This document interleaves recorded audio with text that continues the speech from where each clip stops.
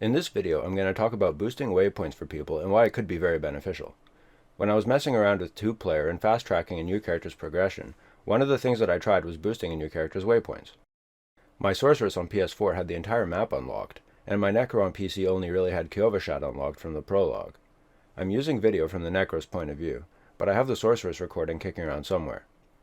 I didn't know if joining my main while they were porting around to different waypoints would cause any issues, so I tested the first waypoint by joining out of town, exiting the party, and running in to unlock the waypoint with the Necro. It worked fine, so I basically just joined the Sorceress and unlocked all the waypoints one by one. Since the Sorceress had completed the Nostrava stronghold and opened up that waypoint, my Necromancer was able to unlock that waypoint to complete the 7 out of 7 waypoints in the beta. Once I exited the party, the Necro's progression corrected, and even though I had unlocked the waypoint, the stronghold still needed to be completed to access it. I joined the Necro's game with my Sorceress and completed the stronghold to give my Necro access to the waypoint. This one was particularly important for the beta, since it's the closest waypoint to Oscar Reed. Assuming that this will work the same in the full game, when I'm playing through it, I'll keep track of which waypoints I think are notable so that if I'm helping a friend that's just starting out, or if I decide to get a second copy of the game, I'll know which waypoints will be the best to boost for new characters. Or I guess just unlock them all one by one, assuming there's only around 7 per act.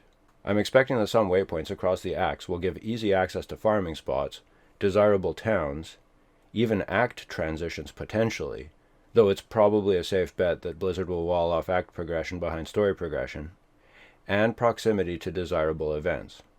In Act 1, there were 2 events I liked TP farming since, when active, they would give me a resplendent chest and 35 O-balls every 60 to 90 seconds, including TP loading times. Since legendaries aren't tradable between accounts, it'll be important to give other accounts the tools to farm their own legendaries, and event rewards every 1 to 3 minutes will really help with that. Unless the new character is being boosted the whole time, I think Sorcerer and Necro are probably the best to farm early events with, since they can get on their feet quicker than other classes with good AoE.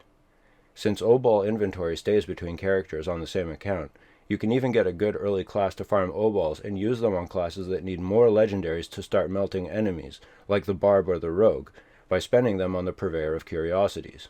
That's probably the best way to land early desirable legendary powers for Spin to Win Barb or Bladestorm Rogue. Also, unless some big-timer that Blizzard pays attention to talks about this, it's possible that Blizzard might even use waypoint completion for seasonal progression. After all, it takes a lot of work to build up a character to beat strongholds, right? It's possible, in that scenario, that you can even boost waypoints to some other benefit on characters that have just beaten the prologue. This will also give a good indicator which waypoints are beneficial for your main character each new season when progress is reset. I'll need to wait until the full game comes out to play around with all of this, but I'll definitely be keeping an eye on this on release.